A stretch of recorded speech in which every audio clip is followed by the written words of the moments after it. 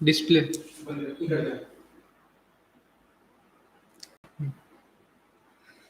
Assalamu alaikum warahmatullahi wabarakatuh. My dear brothers, sisters, and friends.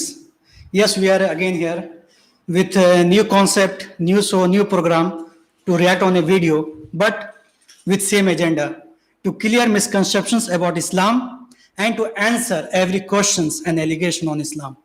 और आज हमारे साथ फिर से हैं सदाब अहमद, प्रेसिडेंट और founder of Islamic research and propagation centre. और आज हम लोग एक वीडियो पर डिस्कस करेंगे और वो काफ़ी ज़्यादा वायरल हो रहा है और 2 मिलियन व्यू है। और उस वीडियो का थंबनेल है कि हिंदुओं के इन सवालों से कांपते हैं मुसलमान। तो हम आज देखते हैं कि वीडियो देखते हैं और देखते हैं कि हम कांपते हैं कि नहीं। और सदा भाई जी, मोस्ट जरूर हम वेलकम। लोग देखेंगे कि इससे हम लोग को का मतलब क्या होता है रिएक्शन। जैसा कि बोला गया है कि हम लोग को कांप उठेंगे मुसलमान, तो हम लोग रेडी है कांप उठने के लिए। तो देखते हैं कि कांप उठते हैं या इसका क्या इसका बैकग्राउंड है। चलिए स्टार्ट करते हैं। मुसलमानों से 10 सवाल किए। मुसलमानों का दावा है कि कुरान अल्लाह की किताब है। कुरान में बच्चों का खतना करने का हुक्म नहीं है, फिर भी मुसलमान खतना क्यों कराते हैं? अल्लाह में इतनी शक्ति नहीं कि मुसलमानों की खतना वाले बच्चे ही पैदा कर दे? और कुरान के विरुद्ध काम करने से मुसलमानों को काफिर क्यों नहीं माना जाए? जी, जैसे कि हमने वीडियो देखा, तो सबसे पहले आप अपना हाथ दिखाइए कि आप कांप रहे हैं कि नहीं। क्योंकि इसका टाइटल ही है कि हिंदुओं के इन सवालों से कांपते हैं मुसलमान। तो ये वाला अगर आप ऑडियो को उसमें सुना दीजिएगा तो ज्यादा अच्छा से ऑडियो आ रहा होगा आप लोग को। जैसा कि समझ में आ रहा है कि सबसे पहला क्वेश्चन जो इसमें डाला गया है वो बोल रहे हैं कि मुसलमान ऐसा क्यों करते कि वो खतना कराते हैं। अब खतना क्यों कराते हैं उसके पीछे हम लोग का रीजन है नबी सल्लल्लाहु अलैहि वसल्लम की हदीस है सही बुखारी की 5 चीजों फितरत में से है, जिसमें से कि एक चीज है कि आपको खतना कराना चाहिए, जिसमें से है बाल बनाना, नाखून काटना, आर्मपिट्स मतलब के बगल के बाल बनाना, ये सब हदीस में है। तो उसी के साथ हम लोग को ये सब चीज करना है। और ये वीडियो में बोला जा रहा है कि कुरान से दिखाए वो कि कहाँ लिखा हुआ है कि खतना कराना। तो कुरान में लिखा हुआ है कई मकाम पे। अगर आप कुरान पढ़िएगा सूरह आल इमरान सूरह नंबर 3 आयत नंबर 32, सूरह आल इमरान सूरह नंबर 3 आयत नंबर 132, सूरह निसा सूरह नंबर 4 आयत नंबर 59, सूरह माइदा सूरह नंबर 5 आयत नंबर 92, सूरह अनफाल सूरह नंबर 8 आयत नंबर 1, सूरह अनफाल सूरह नंबर 8 आयत नंबर 20, सूरह अनफाल सूरह नंबर 8 आयत नंबर 46, सूरह नूर सूरह नंबर 24 आयत नंबर 52, सूरह नूर सूरह 24 आयत नंबर 54, सूरह मोहम्मद सूरह नंबर 47 आयत नंबर 33 और सूरह मुजादिला सूरह नंबर 58 आयत नंबर 13 और सूरह तागाबुन सूरह नंबर 64 आयत नंबर 12। इन सारे जगह पर इतना सारा रेफरेंस है जिसमें लिखा हुआ अतीउल्लाह व अतीउ रसूल, अल्लाह की इताअत करो, रसूल की इताअत करो। तो मतलब कुरान बोल रहा है कि हमको क्या करना है, रसूल अल्लाह सल्लल्लाहु अलैहि वसल्लम की इताअत करना है। और वो क्या बोल रहे हैं कि हमको खतना कराना चाहिए। तो अगर कोई बोल रहा है कि कुरान से नहीं दिखा सकते खतना कराना है तो बेवकूफी कर रहा है, बोल रहा है, मतलब वो सरासर बेबुनियाद उनका सवाल है। और दूसरा वो क्या सवाल कर रहे थे कि मतलब अल्लाह ताला खतना कराए हुए बच्चे को क्यों नहीं पैदा कर देते, खुद से खतना करा के क्यों नहीं भेज देते। तो ये बिल्कुल इलॉजिकल सवाल है। आप अपना बाल बनाते, आप किसी ईश्वर पे मानते हैं, मान के चलिए गॉड पे मानते हैं, तो क्या आपके ईश्वर ने आपको कैंची के साथ पैदा किया आपके माँ के पेट से? या आप अगर नाखून काटते तो क्या आपके ईश्वर ने आपको नेल कटर के साथ पैदा किया था कि नेल कटर के साथ भेजा और नेल वो अपने से नाखून बन जाता? आप नेल कटर लेते, नाखून को काटते, आप कैंची से बाल को बनवाते, आपका बाल अपने तो नहीं गिर जाता।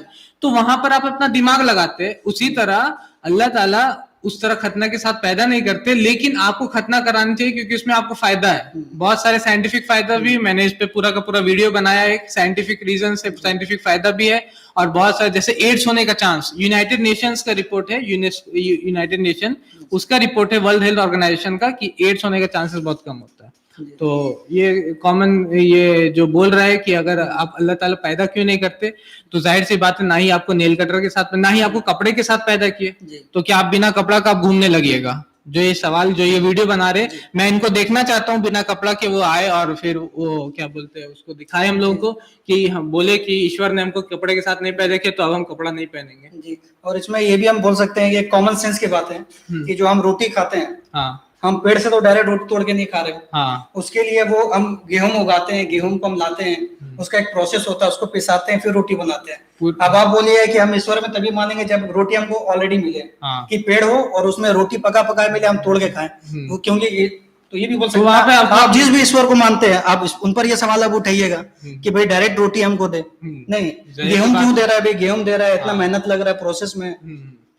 और इसके आगे एक और ऐसे ही सवाल अपना क्यों कराते हैं? अल्लाह में इतनी जी। शक्ति नहीं कि मुसलमानों के खतना वाले बच्चे ही पैदा कर दे और कुरान के विरुद्ध काम करने से जी, तो वो मुसलमानों को खतना वाला का काफिर क्यों जवाब नहीं दे माना दिया हम जाए? लोग कि ऐसे- अल्लाह को, वो बोल रही कि खतना वाले बच्चे क्यों नहीं पैदा कर दे, तो ना ही आपको कपड़े के साथ पैदा किया है, ना ही आपके नाखून को इस तरह, आप सब चीज आप करते हैं अपना दिमाग और ये लगाते हैं। लास्ट में इन्होंने कहा कि भाई कुरान के विरुद्ध काम करने वाले जो अगर मुसलमान भी कुरान के विरुद्ध काम करते हैं तो आप उनको काफिर क्यों नहीं कहते?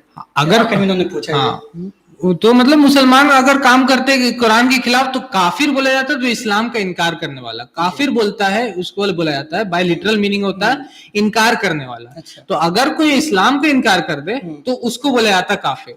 और जो कुरान की बात को नहीं माने, मान ले मैं मुस्लिम हूँ और मैं कुरान की बात को नहीं मान रहा हूँ, तो हमको बोला जाएगा फासिक बोला जाएगा, डिसओबीडियंट बोला जाएगा। तो जो भी ये सवाल कर रहा है उसको बेसिक नॉलेज नहीं है, अरबी का भी नहीं है, ना ही कुरान का बेसिक नॉलेज है। थोड़ा सा वो पढ़ लेगा और थोड़ा सा वो जान लेगा इस्लाम को, ये थोड़ा सा कुरान को जान लेगा तो पता रहेगा कि काफिर किसको बोलते हैं, फासिक किसको बोलते हैं और बाकी सारी चीज किसको बोला जाता है। चलिए हम इसके और आगे सवाल भी हम आते हैं। हाँ, वो 10 सवाल है उनके पूरे, टोटल 10 सवाल है। मतलब के डराने ऐसे ही वाले। सवाल आज हम आपको दिखाते हैं और उन सवालों के जवाब हम भी ढूंढ रहे हैं। तो आइए देखते हैं और इस वीडियो को लाइक करके आप अपने दोस्तों के साथ जरूर शेयर कीजिए हमारे चैनल। मैं अपने जो हमारे साथ लाइव अभी जुड़े हैं तो मैं उनसे भी कहना चाहूंगा कि इस जो चैनल जो अभी हमारा प्रोग्राम आ रहा है इसको भी आप लोग लाइक कीजिए और आगे शेयर कीजिए अपने फ्रेंड्स तक, और उन तक ये बात पहुंचे जो भी हमारा एक इनिशिएटिव है। हाँ, ये जो हमारा चैनल इसको भी आप सब्सक्राइब कर लीजिए। साथ में जो हमारी बहन वो सब्सक्राइब करने बोल रही, तो हम लोग भी बोल रहे हैं कि हमारा भी चैनल सब्सक्राइब कर ले। तो इंशाल्लाह जब इनका वीडियो आएगा इस तरह का जो गलत चीजों को फैला रहा, तो इंशाल्लाह साथ में साथ आपको हमारा भी वीडियो मिलेगा जो कि सही चीज आपको बता देगा कि ये चीज सही है। ये हमारी बहन को ये नॉलेज नहीं था, जैसे कि एक बहन को सुधारा जाता है जो इसमें वीडियो बना रही है, तो उसी तरह हम इनको सुधार रहे हैं। तो साथ में आप हमारा भी ये चैनल को लाइक कर ले, सब्सक्राइब कर ले, बेल बटन को दबा दे ताकि आपको नोटिफिकेशन पहुंच जाए। और अगर नहीं मतलब कि बहुत सारे लोग सोचते हैं कि क्या होगा नहीं होगा, तो ये ज्यादा चीजें सोचिए मत, सिर्फ सिंपली यहाँ पर नीचे में आ रहा होगा एक बटन सब्सक्राइब वाला, उसको दबा दीजिए। ज्यादा सोचने का टाइम नहीं अभी हमारे पास, सिर्फ आप उसको सब्सक्राइब कर ले हमारे इसको हम चैनल। अब आगे देखते हैं और भी सवाल इसमें जो है। जी, चैनल को सब्सक्राइब कर लीजिए जिससे कि आपको नए वीडियोस की अपडेट सबसे पहले मिलेंगे। मुसलमान मानते हैं कि अल्लाह ने फरिश्ते के हाथों कुरान की पहली सूरा लिखित रूप में मोहम्मद को दी थी, लेकिन अनपढ़ होने की वजह से उसे पढ़ नहीं सके। मुसलमान ये भी कहते हैं कि विश्व में कुरान एक ऐसी किताब है जो पूरी तरह से सुरक्षित है। मुसलमान कुरान की वो सूरा पेश क्यों नहीं कर देते जो अल्लाह ने लिखकर भेजी थी? तुरंत जी हाँ, तो ये वो क्वेश्चन कर रहे हैं कि मुसलमान ऐसा कुरान सूरा क्यों नहीं दिखा देते जो कि मोहम्मद सल्लल्लाहु अलैहि वसल्लम पे नाजिल हुआ और था। या जो हमारे नबी जो थे वो पढ़ना नहीं जानते थे, हाँ। तो मक्का में उनको और कोई ऐसा एजुकेटेड नहीं मिला कि जिसके थ्रू उनको पैगंबर बना देते रहनुमाई के लिए। हाँ, तो सबसे पहला बात कि जब नबी सल्लल्लाहु अलैहि वसल्लम पे ये नाजिल हुआ कुरान पे, जो भी ये वीडियो बना रहा है उसको बेसिक मैं बोलूंगा कि आपको बेसिक सीरत मतलब कि बायोग्राफी जो होता है मोहम्मद सल्लल्लाहु अलैहि वसल्लम की जो बायोग्राफी है उसका जो मतलब ABCD भी नहीं आ रहा उसको, क्योंकि जो बेसिक बायोग्राफी का बुक उनका पढ़ेगा उसको भी ये पता होगा कि वो जब फरिश्ता आता है उनके पास तो कहता है इकरा बिस्मि रब्बिकल लज़ी खलक़, पढ़ो, इकरा बोलता, पढ़ने को बोलता है। तो अब ये सवाल कर रही हैं कि पढ़ने का मतलब क्या है, क्या आयत दिखाया गया, कौन सी चीज उनको दिखाया गया कि देखो पढ़ो। अब जाहिर सी बात है, अब रोड पे आप चल रहे हैं और कॉमन सी चीज है, आप चल रहे हैं और मैं आपको रोकता हूँ, बोलता देख भाई, समझ लो इस चीज को समझो कि देख भाई, तो आप बोलेगे कि दिखाओ।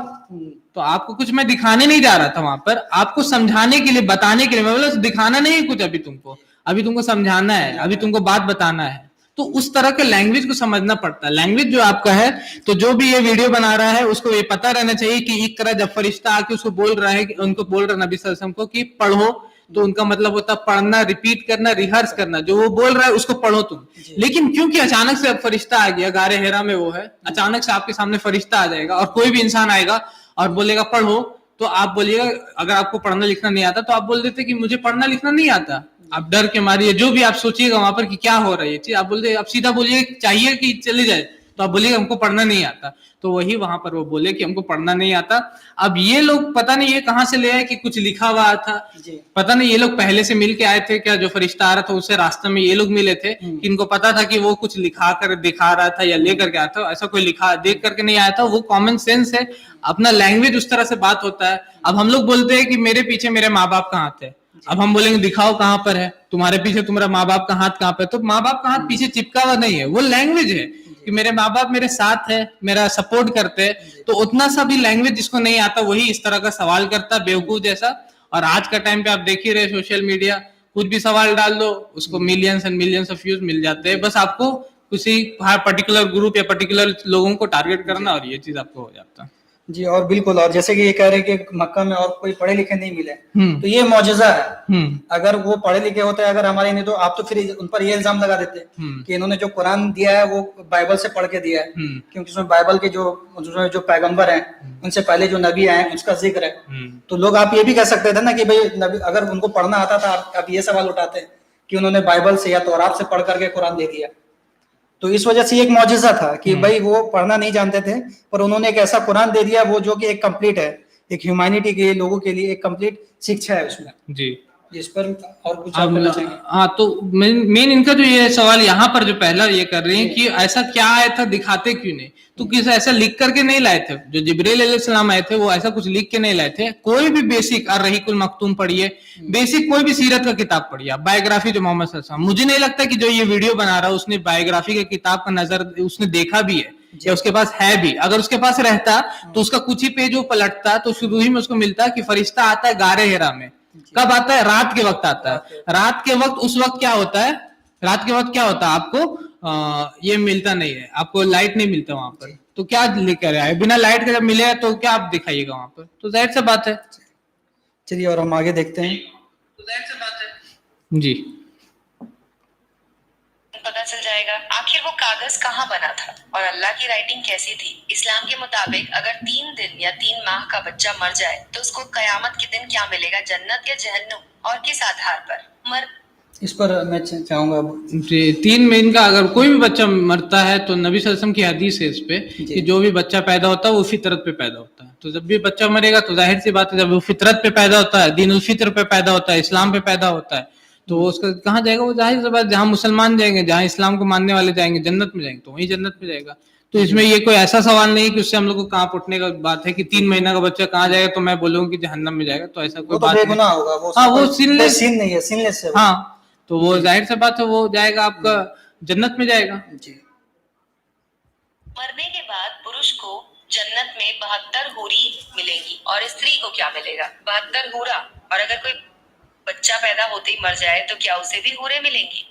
जी, इस पर मैं आपको चाहूंगा जी, 72 हूर का सवाल आपको क्या लगता है क्या मिलना चाहिए औरतों को? जाहिर सी बात है ये क्वेश्चन बहुत ज्यादा फेमस है कि 72 हूर मिलेगा तो 72 क्या मिलेगा, हूरा मतलब उसको मेल कर दिया। तो इसका आंसर बहुत ही अच्छा हमको कुरान में मिलता है और कुछ बुक्स में भी, हदीस के बुक्स में मिलता है कि औरतों को जब पूछा गया एक सहाबी से कि क्या मिलेगा औरतों को, तो वो बोलते हैं कि उनको वो मिलेगा जो ना किसी आंखों ने देखा है, ना किसी दिल ने उसको समझ मतलब महसूस किया है, ना किसी कान ने उसके बारे में सुना है।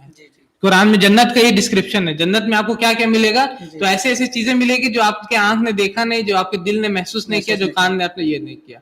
अब जाहिर सी बात है हर चीज सबको बराबर नहीं मिलेगा, मर्द को ये मिल रहा है तो औरत को भी ये मिलना चाहिए। Equality means doesn't means identicality. इस्लाम में इक्वालिटी का मतलब ये नहीं है कि दोनों बराबर इक्वल्स टू वाला साइन है, इक्वल्स टू नहीं होता, दोनों अलग अलग है, दोनों का अपने अपने पोजीशन, उसके हिसाब से उन लोग को वहां पर मिलेगा। वहां पर औरतों को क्या मिलेगा, तो ऐसी चीज मिलेगी जो कि ना किसी आंख ने देखा है, ना किसी दिल ने सुना है, और ना ही किसी कान ने सुना, ना ही दिल ने किसी एहसास किया। ऐसा चीज उन लोगों को मिलने वाला वहां पर क़यामत के दिन। और मर्द को वहां पर हूर मिलेगी, तो जाहिर सी बात है। और अगर किसी को हूर से प्रॉब्लम है, हूर वाला कॉन्सेप्ट से, तो आपके हिंदुइज्म के स्क्रिप्चर्स जो महाभारत, उसमें 1000 अप्सराएं की बात है, अप्सराएं बोलते हैं, हूर को अप्सराएं बोलते हैं हिंदुइज्म में। कब मिलेगा जो उनका महाभारत में जिक्र है वो युद्ध? अलग अलग कंसेप्ट, अलग अलग थ्योरी की, मतलब कि अलग अलग बात है कि कोई ये काम करेगा तो उनको ये मिलेगी, कोई ये काम करेगा तो उनको 1000 अप्सराएं उनके वेट में बैठे रहेगी। इसके ऊपर मैंने पूरा वीडियो भी बनाया है, हिंदू धर्म की हूरें, इस तरह से हिंदू धर्म की हूरें किस तरह से जो हमारे जो चैनल में, हाँ, उस पे, इस चैनल पे IRPC इंडिया हमारे इस चैनल पे वो डाला हुआ। तो ये जो कॉन्सेप्ट है स्वर्ग और नर्क का, ये सिर्फ इस्लाम में ही नहीं है, नहीं। लेकिन एक तरह से जो लोग डिस्कस करते हैं कि ये सिर्फ मुसलमानों में है जन्नत जहन्नम, हाँ लेकिन आप अगर दूसरे मजहब की किताब पढ़िएगा उसमें भी एविडेंस मिलता है हाँ, कि जन्नत आप स्वर्ग में जाओगे, नर्क में नरक में जाओगे। आप बाइबल में पढ़ोगे उसमें भी हेल हेवन का जिक्र है। हम्म, तो सिर्फ इस्लामी नहीं है जो इस तरह का जो स्वर्ग, और जो लोग अक्सर कहते हैं कि ये लालच देता है, ये जो लोग हैं वो लालच दिया जाता है 72 हूरों का कि वो जन्नत में जाएंगे और वो फिर गलत एक्टिविटी करते हैं। उस तो पे- वो लालच ने वो एक तरह से एक डिस्क्रिप्शन है, हर धर्म में आपको कुछ ना कुछ। जी। क्रिश्चियनिटी बोलता है कि अगर आप जीसस क्राइस्ट पे मान लीजिएगा तो आपको पैराडाइज मिलेगा। पैराडाइज मिलेगा। तो क्या उसके वजह से अगर कोई क्रिश्चियन किसी का मर्डर कर देता है तो हम बोलेंगे कि मर्डर इसलिए किया क्योंकि जीसस क्राइस्ट पे मान लिया था इसलिए वो मर्डर कर रहा है उसको? या क्रिश्चियन अबॉर्शन क्लिनिक को बॉम्ब करता है, क्रिश्चियन जाकर के अमेरिका में जो अबॉर्शन क्लिनिक उसको बॉम्ब कर देता है, बम गिरा देता है उसके ऊपर, तो क्या बोलेंगे कि जीसस क्राइस्ट इसे करवा रहे थे क्योंकि ये मानता है कि जीसस क्राइस्ट मेरे गुनाह उठा लिए इसलिए ये कर रहा है? तो वो नहीं हम लोग बोल सकते, उससे उसको जोड़ना सरासर गलत और है। ये चीज भी बोलते हैं जो लालच है। अब मान लीजिए कोई एक स्टूडेंट है, उसके पेरेंट्स उसको बोलते हैं तुम एग्जाम में 90% मार्क्स लो मैं तुम्हें लैपटॉप दूंगा। वो बंदा मेहनत करता है 90% मार्क्स लेते आता है और उसके फादर उसको लैपटॉप खरीद के दे देते हैं। हाँ। तो इसमें बुराई क्या है? अगर लैपटॉप के लिए कोई बंदा अगर अपना कैरियर बना ले, अच्छा मार्क्स लेते आए, तो उसमें हम लोग को क्या प्रॉब्लम है या किसी और को क्यों प्रॉब्लम है? आप तो ये नहीं कहोगे इसका 90% का कोई वैल्यू नहीं है क्योंकि लैपटॉप के लालच में या लैपटॉप की ग्रेड में इसने 90% मार्क्स लाया। तो कोई चीज का ये चीज तो हर जगह रहता है, रिजल्ट के लिए या कोई चीज गिफ्ट्स के लिए या कोई काम ये के लिए, रिवार्ड होता है। हाँ रिवार्ड के लिए, कोई नाम के लिए बहुत सारे लोग काम करते हैं, लेकिन वो अलग बात है कि उसको क्या चीज मिल रहा है। यहाँ पर अगर कोई बोल रहा है कि 72 ये हूरों की वजह से कोई टेररिस्ट अटैक कर रहा है तो ये सर इलॉजिकल है, अजीब बात है कि आप बोल रहे कि हूर के लिए कोई जाकर के अपने आप को मार देता है। मैं आपको देता हूँ 72 हूरे तो क्या आप अपने आप को मार लीजिएगा? आपको दुनिया में मैं देता हूँ 72, क्या आप मार लीजिएगा? अपने आप को जाकर के अपने आपको बोलते हैं कि जाकर अपने टेरेस में आप अपने आप को बम से उड़ा लीजिए, आपको हम 72 हूरे देंगे, तो आप उड़ाइएगा? नहीं, जैसे कि आपने अभी कहा कि महाभारत में 72 के उससे ज्यादा का जिक्र है। हाँ। तो अगर आपको ये लगता है कि 72 के हूर के लालच में अगर कोई मुसलमान टेररिस्ट बन रहा है तो आपके महाभारत में 100 हूर का जिक्र है, तो आप एक काम कीजिए, आप उनको अपने मजहब में बुलाइए या जो भी चीज है उनको 1000 महाभारत में 1000 हूर, तो ठीक है, आप 1000 का लालच देखिए और देखिए कि वो आपके इसमें आते हैं कि नहीं। क्या और इवन बाइबल में तो वर्ल्डली आपको मिल रहा है, ये दुनिया में मिल जाएगा दुनिया में आपको। ही आपको बाइबल के एक्सोडस में आता है। चलिए हम फिर इसका आगे देखते हैं। और वो हूरों का क्या करेगा? अगर मुसलमानों की तरह ईसाई, यहूदी और हिंदू मिलकर मुसलमानों के विरुद्ध जिहाद करें तो क्या मुसलमान इसे धार्मिक कार्य मानेंगे या अपराध, और क्यों? इस पर कहेंगे जैसे इन्होंने कहा कि अभी इसमें कि जो क्रिश्चियन हो गया, ये यहूदी हो गया या हिंदू हो गया, ये मुसलमान के अगेंस्ट जिहाद करेंगे, हाँ। तो उनका क्या होगा? इस तो उसको जिहाद फी सबील शैतान बोला जाता है। कुरान में लिखा हुआ है, सूरह निसा सूरह नंबर 4 आयत नंबर 76 ये सब पढ़िएगा, तो उसमें लिखा हुआ है कि जो लोग इनकार करते हैं, जो लोग गलत रास्ते पे चलते हैं, वो शैतान के रास्ते में जद्दोजहद करते हैं, और जो अल्लाह पे ईमान लाते हैं वो अल्लाह के रास्ते में जद्दोजहद करते हैं। तो हाँ, वो जिहाद कर सकते हैं, उसको अच्छा या बुरा करना तो हम उसको जिहाद फी सबील शैतान बोलते हैं। जिहाद गलत का रास्ते मतलब क्या? जैसे कुरान में लोग कहते हैं कि जिहाद का मतलब यह है कि बेकसूर हिंदू को दबाव डालो और उसको ढूंढ ढूंढ के मारो, ये जिहाद है हम लोग का। हाँ। तो असल जिहाद क्या है? वो असल जिहाद तो वो है ही नहीं, मतलब असल जिहाद का मतलब होता है जिद्दोजहद करना, स्ट्राइव करना, स्ट्रगल करना। बेगुनाह को मारने के बारे में कुरान साफ है, कुरान बोलता है कि अगर तुमने एक बेगुनाह को मारा तो वो इस तरह की सारी इंसानियत को मार डाला। तो बेगुनाह को मारने के बारे में कुरान साफ आपका जजमेंट देता है। ये अलग बात है कि आप उसको मानने को तैयार नहीं, ये अलग बात है कि आपके गले के नीचे वो आयत उतर नहीं रहा, वो अलग बात है कि आपके गले के नीचे उतरता नहीं है, आपके एजेंडा से मिलता नहीं हुआ है, तो आप बोलिए कि नहीं मैं इस आयत पे नहीं मानता या इस आयत को नहीं सुनना चाहता या नहीं देखना चाहता। लेकिन अगर आप कोई बाइज्ड नहीं है, कोई बाइज्ड इंसान नहीं, और आप उसको बताइए कि कुरान में ऐसा है, तो वो समझ जाएगा कि कुरान में ऐसा लिखा हो कि बेगुनाह की जिहाद धर्मयुद्ध कहलाता है या जिहाद का अलग? जिहाद मतलब एक बड़ा डोमेन है। अच्छा। सिर्फ धर्म युद्ध जैसे बोल देना कि धर्म युद्ध, अच्छा। धर्म युद्ध को अरबी में बोला जाता हो, धर्म का मतलब ज्यादा से ज्यादा बोला जाएगा धर्म दीन की तरफ, और युद्ध मतलब हर्बुद्दीन। पूरा कुरान पढ़िए, हर्बुद्दीन है ही नहीं कहीं पर। या होली वार बहुत कोई बोलते हैं जिहाद को, तो होली मतलब होता है मुकद्दस और अरबी में, और वार मतलब हर्ब, फिर हर्ब मुकद्दसा, फिर से कुरान में नहीं है।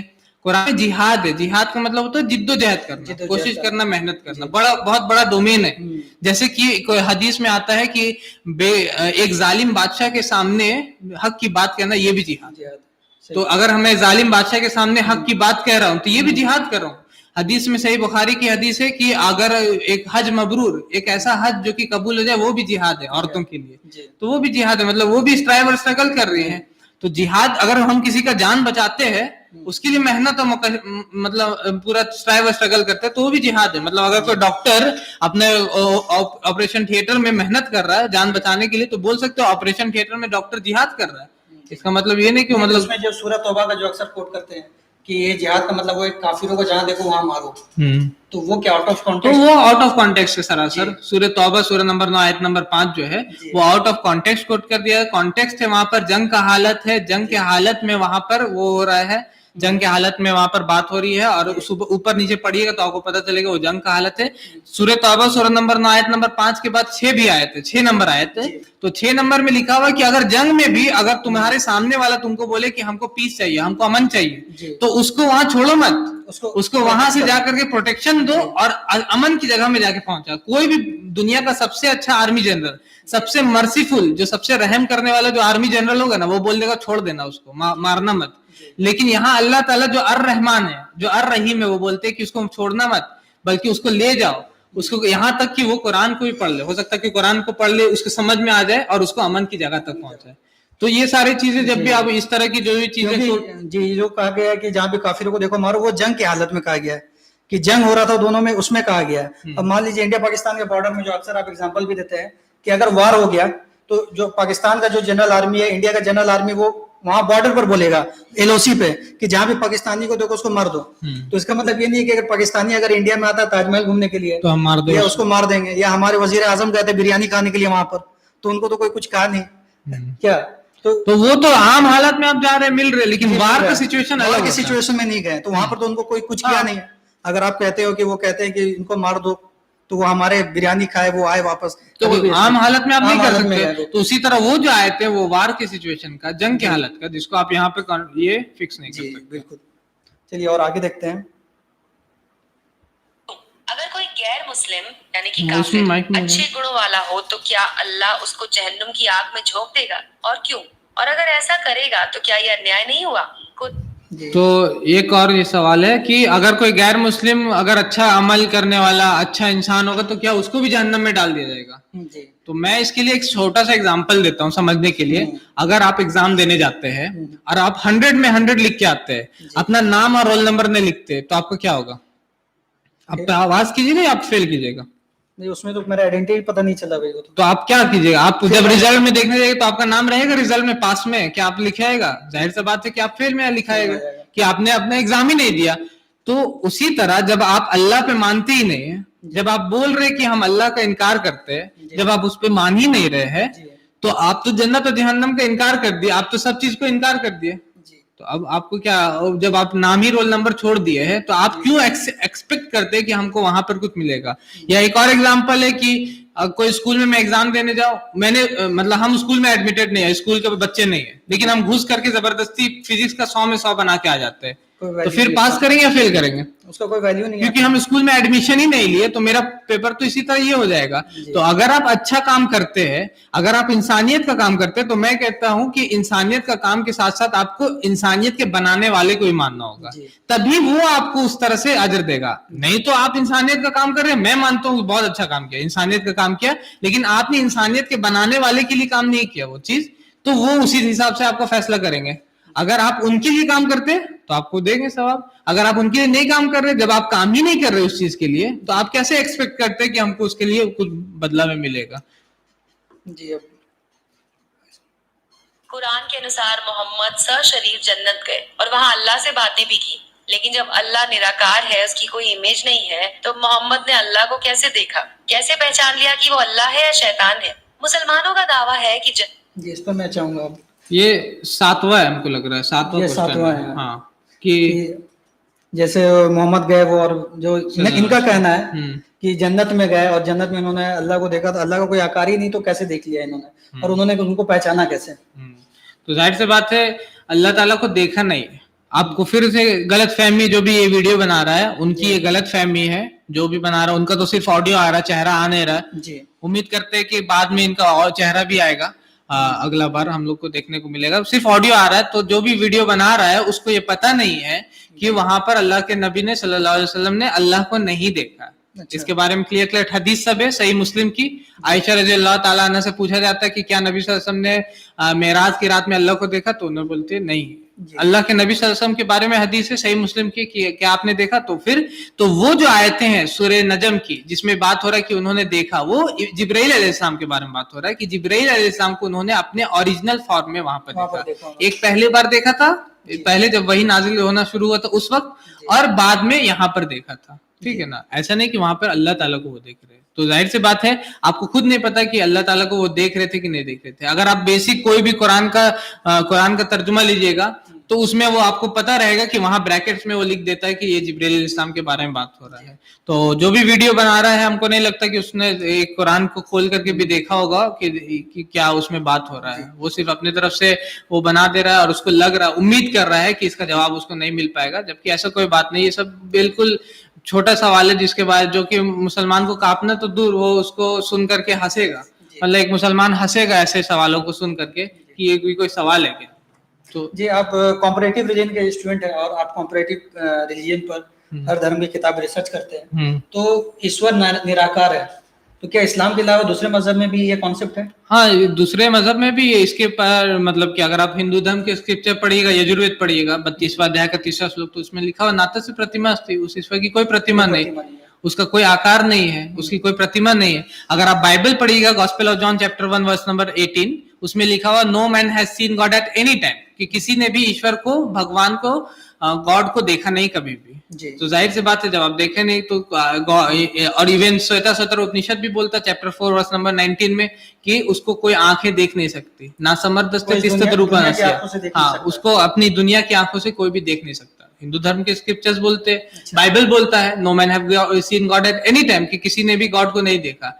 कुरान वही चीज बोलता है ला तुद्रिकुल अब्सार व हुवा युद्रिकुल अब्सार, कि कोई भी आंखें उसको देख नहीं सकती और वो सभी का देखने वाला है। तो जब कुरान एक जगह बोल रहा है ये चीज, तो दूसरी जगह कुरान ये नहीं बोल सकता कि नबी सल्लल्लाहु अलैहि वसल्लम ने उसको देखा अल्लाह ताला को, बल्कि कुरान में ये साफ लिखा हुआ है कि उसको कोई भी नहीं देख सकता। जब मूसा अलैहिस्सलाम पूछते, कुरान में ये लिखा हुआ सूरह आराफ सूरह नंबर 7 में, कि जब मूसा अलैहिस्सलाम पूछते कि अल्लाह ताला हमको आपको देखना है, जब वो बात करे अल्लाह ताला से तो बोलते कि हमको आपको देखना है, तो अल्लाह ताला बोलते लन तरानी, तुम हमको हरगिज नहीं देख सकते, never will you be able to see me. तो लन मतलब हरगिज नहीं तुम हमको देख सकते। तो क्लियर कट है सारे स्क्रिप्चर। जैसे कि निराकार का जो कॉन्सेप्ट वो इस्लाम में ही नहीं है, निराकार का कंसेप्ट नहीं इस्लाम में। निराकार का बोला जाता है कि निराकार मतलब, फिर बोलोगे किसी को कि निराकार का मतलब क्या है, तो निराकार समझता वो कि कोई लाइट जैसा चीज या कोई हवा जैसा चीज, तो ये कंसेप्ट इस्लाम नहीं देता। इस्लाम में नहीं, दूसरे धर्म में भी, दूसरे धर्म में भी ये चीजें। नाता से प्रतिमा बोलने का मतलब है कि उसका कोई, उसके जैसा कोई चीज नहीं है। अच्छा। ये बोलने का मतलब नहीं हुआ कि हम ही एकदम वो हवा के जैसा है या ये जैसा है, मतलब रोशनी के जैसा, उसके जैसा कोई नहीं है। अब जब बोल रहे कि उसके जैसा कोई नहीं है या उसकी प्रतिमा नहीं है, तो मतलब कि तुम जो सोच सकते हो उस लेवल में नहीं है, उसके अलावा है। वो कैसा है, तो कुरान बोलता है लैसा कमिस्लिही शैअन, उसकी कोई मिसाल नहीं है। अच्छा। मतलब आप सोच नहीं सकते, इमेजिन नहीं कर सकते कि वो कैसा है। जी, जज़ाकल्लाह। अब हम आगे बढ़ते हैं। जन्नत जाते समय मोहम्मद ने यरूशलेम की बैतुल मुकद्दस नाम की मस्जिद में नमाज पढ़ी थी, लेकिन मोहम्मद के जन्म से पहले ही रोमन लोगों ने उसे नष्ट कर दिया था। मोहम्मद के समय उसका नामो निशान भी नहीं था, तो मोहम्मद ने उससे नमाज कैसे पढ़ी? जी, इसको मैं आपका जवाब चाहूंगा। तो यरूशलेम में उन्होंने नमाज पढ़ा, तो ये कह रहे हैं कि वो पहले रोमन लोगों ने नष्ट कर दिया था। हाँ, तो फिर उन्होंने कैसे पढ़ा नमाज उसका? जेरूसलम में जो उन्होंने नमाज पढ़ा, तो वो मस्जिद है, मस्जिद का एक जगह होता है। जैसे कि यहाँ पर मेरा ये लाइब्रेरी बना हुआ, अब ये लाइब्रेरी को कोई तोड़ देता है, फिर भी ये जगह क्या चीज का था, लाइब्रेरी का जगह था। यहाँ पर बोला जा सकता है कि यहाँ पर अगर कोई आएगा तो IRPC के लाइब्रेरी की जगह में वो आके नमाज पढ़ रहा है। अगर कोई यहाँ नमाज पढ़ता है, यहाँ कुछ नहीं है, अभी टूटा हुआ है, लेकिन बोला जा सकता है कि ये लाइब्रेरी में उसने, या लाइब्रेरी की जगह में उसने नमाज पढ़ा। तो इसी तरह मस्जिद अक्सर थी, उसको रोमन्स ने तोड़ दिया था, लेकिन वो जगह वहां पर था बना हुआ, वो जगह एक अलग जगह था, स्पेसिफिक जगह था, वहां पर वो नमाज पढ़ा रहे, तो क्या बोला जाएगा, मस्जिद अक्सा के में नमाज पढ़ा रहे, क्योंकि मस्जिद का जगह वहीं पर है। जैसे कि आप बोलते हैं कि मंदिर का वो जगह था, तो वहां कुछ भी बना दो, आप बोलेंगे ये तो जगह उसी का, मंदिर ही का जगह है ये, तो वो अलग बात है कि वहां पर क्या चीज था या नई चीज वहां पर था, लेकिन वो जगह वहां पर था जो कि मस्जिद अक्सा का जगह था। मस्जिद अक्सा बना हुआ नहीं था क्योंकि वहां पर तोड़ दिया था, उस वक्त रोमन्स ने वहां पर तोड़ दिया था उसको, लेकिन वो जगह वहां पर स्पेसिफिक था, मेंशन था ये मस्जिद अक्सा का जगह, और जहां पे जाके नबी सल्लल्लाहु अलैहि वसल्लम ने नमाज पढ़ाया था, बाकी अंबियाओं को, बाकी जो नबी थे उन लोगों को वहां पर नमाज पढ़ाया था। तो वो चीज बोलना कि वहां पर मस्जिद ही नहीं था, तो जाहिर सी बात है मस्जिद का मतलब होता है सजदे की जगह। मस्जिद अरबी में बोला जाता है सजदे की जगह को। अगर हम यहाँ पर कि इसीलिए हदीस में आता है कि पूरी जमीन मेरे लिए मस्जिद है सिवाय बैतुल खुला और मतलब बाथरूम और कब्रिस्तान के। मतलब कब्रिस्तान और बाथरूम दो जगह को हम लोग सजदा नहीं कर सकते, मतलब नमाज नहीं पढ़ सकते, बाकी पूरी जमीन मेरे लिए मस्जिद है।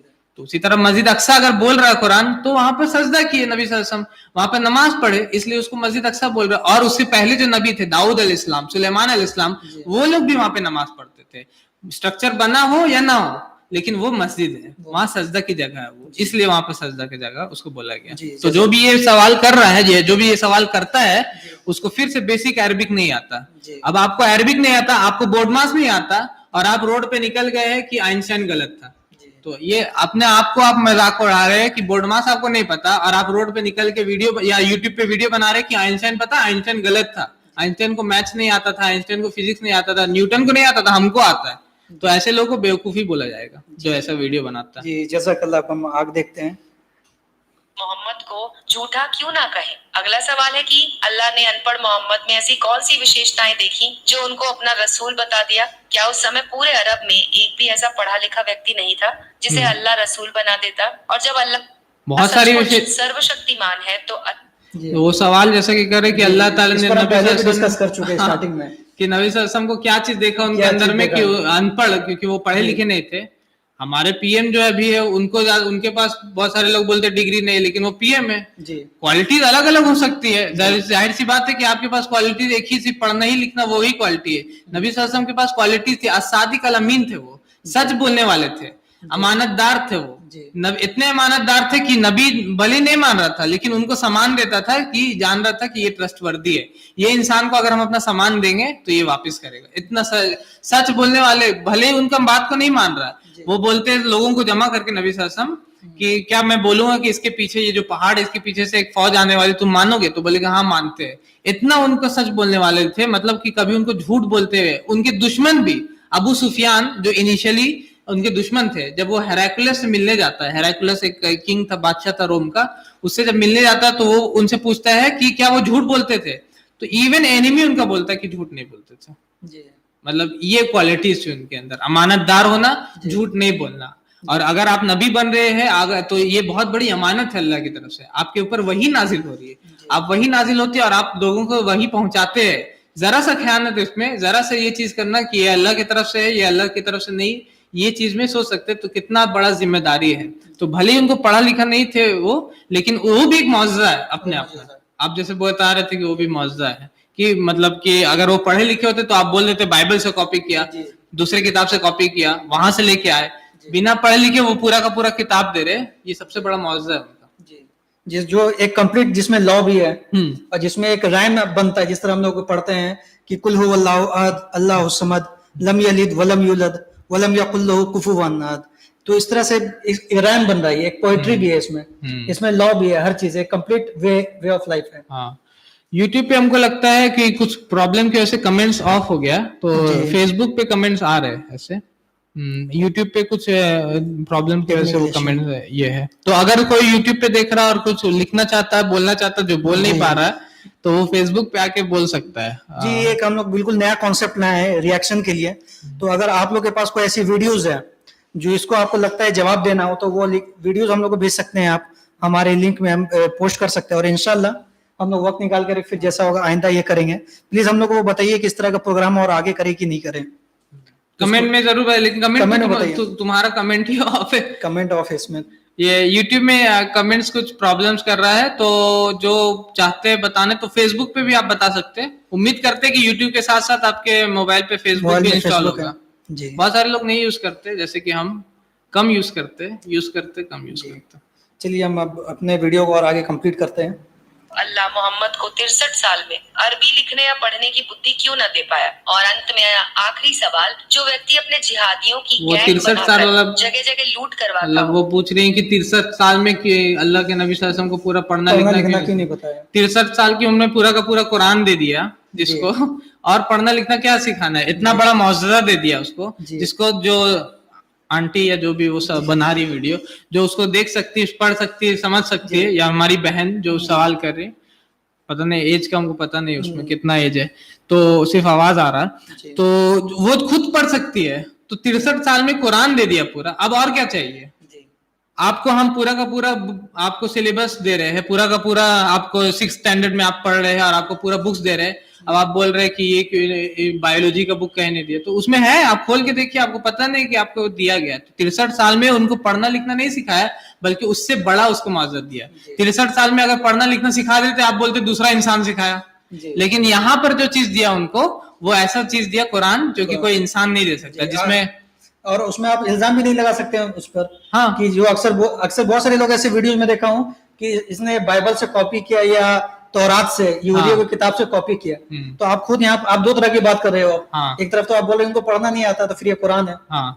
आप बोल रहे पढ़ना भी नहीं आता, पढ़ना भी जानना चाहिए, फिर नहीं भी पढ़ना जानना चाहिए, सब तरह के बात आप ही बोल रहे हैं। मतलब खुद कंफ्यूज है कि क्या ये लोग डिसाइड नहीं कर पा रहे हैं कि क्या चीज हमको चाहिए, मतलब सिर्फ क्वेश्चंस करना है। चलिए आखिरी सवाल अब इनका देखते हैं। लूट के माल से अपने लिए 5वां हिस्सा रख लेता हो, उसे अल्लाह का रसूल कहने की जगह लुटेरों का सरदार क्यों न कहे। जिहादियों की गैंग बनाकर जगह जगह लूट करवाता हो। मोहम्मद को 63 साल में अरबी लिखने या पढ़ने की बुद्धि क्यों न दे पाया। और अंत में आखिरी सवाल, जो व्यक्ति अपने जिहादियों की गैंग बनाकर जगह जगह लूट करवाता हो, लूट के माल से अपने लिए 5वां हिस्सा रख लेता हो, उसे अल्लाह का रसूल कहने की जगह लुटेरों का सरदार क्यों ना कहे। इस्लाम कहता है कि ये शांति का धर्म है। कुरान में इन सब बातों का जिक्र किया गया है। आप ही बताइए, क्या लूटपाट मचाना, लोगों को धर्म के नाम पर मार देना सही है? आपके विचार हमारे वीडियो के कमेंट सेक्शन में लिखकर हम तक जरूर। तो ये लास्ट क्वेश्चन इनका 10वां सवाल है ये लगता और हालांकि इन्होंने कमेंट ऑफ कर रखा है। अगर कैमरा जूम होता है तो इन्होंने हमारा भी कमेंट अपना विचार बताइए, और इन्होंने अपना कमेंट ऑफ करके रखा है। इंशाल्लाह हम लोग कमेंट को ऑन करेंगे। ये कुछ प्रॉब्लम की वजह से कमेंट्स ऑफ हो गया, हो सकता है कि एज लिमिट, एज वो डिस्कशन का जो ऑप्शन दिया था उसका। मैं आखिरी सवाल चाहूंगा जो इन्होंने कहा। हाँ, ये सवाल जो ये बोल रही है कि नबी सल्लल्लाहु अलैहि वसल्लम लूट करवाते थे, मार करवाते थे, तो आप फिर से हम बोलेंगे एक छोटा सा उनका सीरत का जो बायोग्राफी होता है, सीरत का बुक बोलते हैं, उसको लेके जो मैडम है या जो भी है हमारी बहन है, वो पढ़ लीजिए आप। इससे पहले कि आप वीडियो बनाए, थोड़ा सा रिसर्च कर लीजिए अपनी तरफ से, इससे पहले कि आप बेवकूफ ना दिखे लोगों के सामने, कि दूसरा इंसान आकर के वो बेवकूफ बना दे आपको और बोले कि आप तो बिल्कुल जाहिल है। तो इससे पहले आप पढ़ लीजिए उसको, आपको पता चलेगा कि मक्का से उनको निकाल दिया गया था। अच्छा, मक्का से उनका घर से उनको निकाल दिया गया था, उनके साथियों को मारा गया था, उनका घर और उनके पैसे को लूट लिया गया था। तो लूटा हुआ जो लुटेरे लोग हैं, उन लोगों को अगर हम उन लोगों को पकड़ते हैं तो हम लोग क्या करेंगे उनके साथ? उनको हार पहनाएंगे, उनको पैसा देंगे, उनके पैर चूमेंगे, क्या करना चाहिए? अगर आपका कोई सामान लूटा है कोई इंसान, आपके साथ कोई गलत काम किया कोई इंसान, आप उसके साथ मिलते तो आप उसको क्या कीजिएगा? आप भी उसके साथ, अगर आपको ये है, अगर आपको ताकत है, आपको पावर है, तो आप उतना बदला ले सकते हैं। इस्लाम बोल रहा है हर वक्त आप टर्न द अदर चीक नहीं कर सकते। जैसे कि बोला जाता है कि एक गाल में कोई आपको मारे तो दूसरा गाल दे दो, ये भी क्रिश्चियनिटी का लॉ नहीं, क्योंकि जीसस क्राइस्ट खुद ऐसा नहीं करते। जब रोमन सोल्जर के पास वो जाते हैं जीसस क्राइस्ट, लास्ट में जब उनको पकड़ा जाता है, एक सोल्जर उनको गाल में मारता है, ये बाइबल में लिखा है गॉस्पेल ऑफ जॉन में, तो वो मारता है एक गाल में, तो क्या करना चाहिए था उनको? क्रिश्चियनिटी के हिसाब से दूसरा गाल दे देना चाहिए था। लेकिन वो बोलते हैं if I have spoken evil, अगर मैंने झूठ बोला या गलत बात बोला तो बताओ कि क्यों गलत है, बट इफ नॉट व्हाई माइतदमी, कि अगर नहीं तो तुमने मुझे थप्पड़ क्यों मारा? तो जीसस क्राइस्ट खुद बोल रहे हैं कि ऐसा काम नहीं कर रहे। गलत, अगर कोई आपको एक थप्पड़, और कोई लॉजिकल कोई ऐसा चीज है, आप किसी क्रिश्चियन के घर में जाते हैं, आप उसको एक थप्पड़ मारते हैं, क्या दूसरा गाल देगा आपको? मान ली दे दिया, दूसरा दिन फिर जाते हैं, फिर एक थप्पड़ मारते हैं, मान ली दूसरे दिन भी दे दिया, तीसरे दिन फिर जाते हैं, आपके लिए गन लेके या छुरा लेके खड़ा रहेगा वो आपके लिए। क्या है? क्योंकि आप उसको परेशान कर रहे बेमतलब का। तो ये कोई लॉ नहीं, इस तरह से नहीं होता। तो उसी तरह जब नबी सल्लल्लाहु अलैहि वसल्लम को लूटा गया, उनके लोगों को लूटा गया, उनको घर से निकाला गया, उनके लोगों को मारा गया, उनकी बेटी को मार दिया गया था, ज़ैनब रज़ियल्लाहु ताला। उसको जो वो जब वहां से निकल रही होती तो पीछे से तीर आके उनको जो भी लगता है इंजरी होता है, उसकी वजह से वो फिर जाके एंड में मदीना और ये में जो सिलसिला था ये 10 साल हुआ उनके साथ। 10 नहीं 13 साल 13 साल 40 साल से लेकर के 53 इयर्स तक 13 उन पे साल जुल्म हो रहा है। उन्होंने रिटेलिएट नहीं किया, नहीं, कोई रिटेलिएशन नहीं किया, कोई भी किसी को मारा नहीं, कोई भी किसी पे ये जुल्म और ज्यादती नहीं किया, ना ही उससे बदला लिया। जी। मदीना में जाकर के फिर ऑर्डर अल्लाह ताला बोलते कि अब इजाजत, सूरह तौबा में आता है, नहीं सूर्य तौबा उससे पहले सूर्य हज में आता है सूरह हज में आता कि अब तुमको इजाजत है, अब तुम लड़ सकते, इजाजत है, लड़ सकते 13 हो। साल बिना कुछ रिएक्शन दिए नहीं। रिटेलिएट किए। हाँ। जब वो मदीना गए उसके बाद मतलब 13 साल बाद ये चीज 13 साल के बाद तुम जंग करो, अब तुम जंग नहीं बल्कि अब तुम लड़ सकते लड़ सकते हो। अच्छा। अब उतने दिन तक तुम्हारे ऊपर जो जुल्म और ज्यादती हुआ, जी। उसके बाद भी जुल्म और ज्यादती खत्म नहीं। मदीना में भी लोग उनको छोड़ नहीं रहे थे, बाकी लोग उन पे अटैक कर रहे थे, मदीना में भी चाह रहे थे कि आके इनको खत्म कर दिया जाए। तब बोला गया कि अब लड़ो, जी। क्योंकि अब यहाँ नहीं लड़ सकते तो अब तो तुम्हारे एग्जिस्टेंस पे सवाल है, अब तो लोग तुमको खत्म कर देंगे यहाँ पर भी आकर के।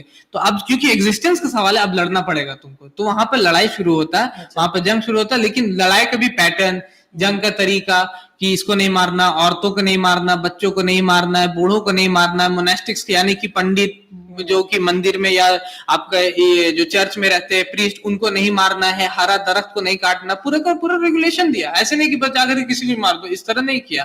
तो जो ऐसा बोल रहा है कि वो लूट करते थे, सरासर झूठा है। खुद वो इल्मी तौर पे मतलब कि इंटेलेक्चुअली वो लुटेरा है जो कि ये वीडियो बना रहा है। इंटेलेक्चुअली लुटेरा मैं ऐसे लोगों को बोलूंगा जो आपके इंटेलेक्चुअली आपके दिमाग को लूटता है, आपके दिमाग में ऐसा भूसा भरता है और वो खुद आपकी अच्छा चीज, आपकी अच्छाई को लूट रहा है, दुनिया में बुराइयां को फैलाने की कोशिश कर रहा है, सोच रहा है कि दुनिया में लोग लड़े और लूट पाट हो और फिर इस तरह के लुटेरे लोग आए और फिर उसमें फायदा उठाए। तो ये लोग जो है खुद लुटेरे हैं, जो कि बोल रहे कि नबी सल्लल्लाहु अलैहि वसल्लम पे इल्जाम लगा रहे, जिनको खुद नहीं पता कि नबी सल्लल्लाहु अलैहि वसल्लम की लाइफ क्या है, जिनको खुद नहीं पता कि नबी सल्लल्लाहु अलैहि वसल्लम की सीरत क्या है, वो लोग बोल रहे हैं, झूठे तरीके से ये बता रहे हैं। जबकि वो जब किसी पे अटैक करते थे या किसी कैरावान को जब अटैक किया जाता था, वो वही लोग थे जो मक्का से उनको निकाले थे, वो वही लोग थे जिन्होंने उनकी बेटी को मारा था, वो वही लोग थे जिन्होंने उनके घर को लूटा था। तो उन लोगों को ये उन लोगों के बारे में कहा गया कि जहाँ भी काफिरों को देखो जंग की हालत में उनको मारो, लेकिन उसके बाद ये लिखा है कि अगर वो आपसे लड़ना नहीं चाहते हैं तो आप उनकी हिफाजत करो। मतलब इस हालत में भी 13 साल इतना मतलब सहने के बाद भी कहा जा रहा है कि अगर वो आपसे नहीं लड़ना चाहते तो उनके अगेंस्ट ये न करो। और खुद अगर आप भगवत गीता पढ़िएगा तो कृष्ण अर्जुन को कहते हैं कि तुमको लड़ना होगा। अर्जुन बोलते हैं कि क्या मिलेगा हमसे, इसको राजभोग मिलेगा हमको, मतलब ये राज मिलेगा, ये मतलब किंगडम मिलेगा। तो ये तो सरासर लालच है। तो क्या अब हम इसको उठा करके बोलेंगे कि अर्जुन ने लड़ाई की इसलिए वो लालच का काम कर रहे थे, या श्री कृष्ण ने प्रोवोक किया, जो ये गलत कर रहे थे? तो जाहिर सी बात वो गलत नहीं कर रहे थे। वहां पर वो उस तरीके से वहां पर लड़ना होगा, सच्चाई के लिए लड़ना होता है, क्योंकि जब आप अपने लिए स्टैंड नहीं ले पाते कभी कभी तो बुराई बढ़ते जाती है। तो जब भी बुराई के लिए आपको खड़ा होना होता है और उनका खात्मा के लिए आपको लड़ना भी पड़ सकता है। जज़ाकल्लाह। तो जैसा कि आप लोगों ने देखा कि ये एक वीडियो को हम लोगों ने रिएक्ट किया और वो वीडियो का टाइटल था कि हिंदुओं के इन सवालों से कांपते हैं मुसलमान। तो जैसा कि आप लोग देखा, हम लोग कांप नहीं रहे हैं और अल्हम्दुलिल्लाह बहुत अच्छे अंदाज में सदा भाई ने बताया। और आप लोग प्लीज इसको और भी आप लोग वीडियो हमें भेजिए अगर कोई वीडियो है जिसका आप लोग रिएक्शन चाहते हैं। और मैं ये कहना चाहूंगा कि जितने भी हमारे नॉन मुस्लिम भाई है जो इस तरह के वीडियो आप लोग को देख करके जो आप लोग को जहन में एक जहर भरा जा रहा है, एक कम्युनिटी के अगेंस्ट में, माशरे में, सोसाइटी में एक जहर बोला जा रहा है, नफरत फैलाया जा रहा है, तो ये आपका रिस्पॉन्सिबिलिटी है कि जो आप सोर्स ऑफ इंफॉर्मेशन से जिससे आप नॉलेज गेन कर रहे हो या जिससे आपको बताया जा रहा है, इस्लाम का इंफॉर्मेशन दिया जा रहा है, आप उसका बैकग्राउंड चेक करो। क्या वो इस्लाम का स्कॉलर है? क्या उसने इस्लाम पर रिसर्च किया है? कितने साल उसने कुरान को पढ़ा है? या कुरान की कोई आयत आपके सामने रख रहा है तो उस आयत का बैकग्राउंड क्या, उस आयत के ऊपर क्या लिखा हुआ, उस आयत के नीचे क्या लिखा हुआ। तो वो आधी अधूरी बात करके आप में जहर भरा जा रहा है। तो ये बहुत जरूरी है आज के टाइम पे।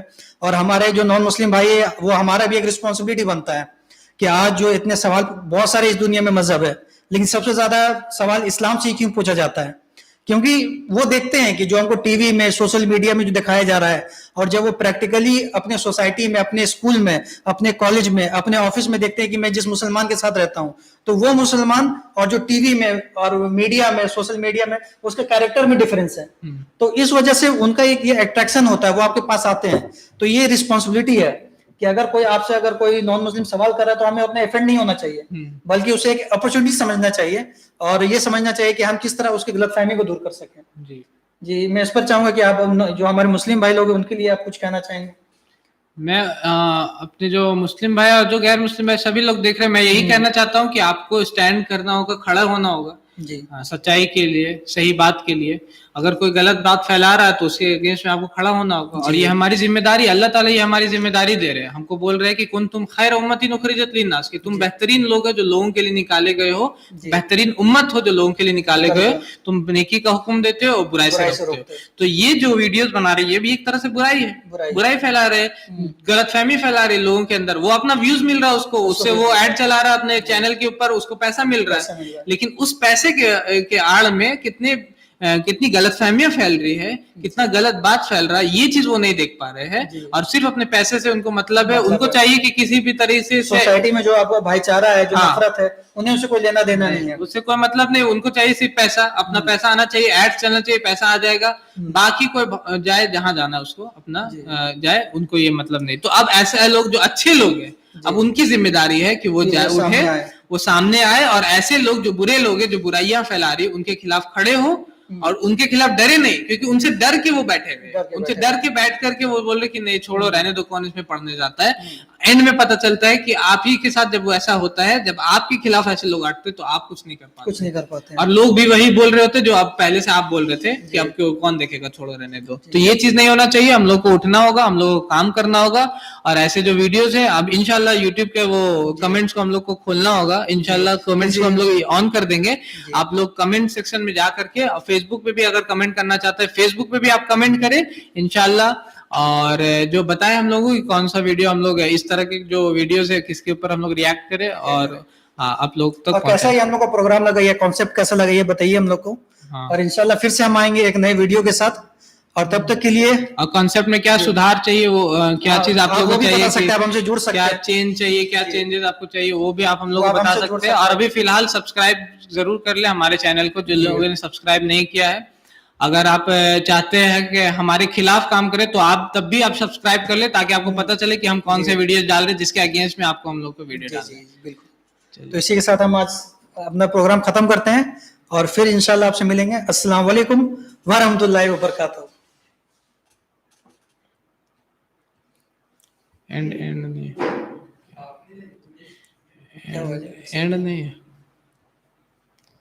Now it's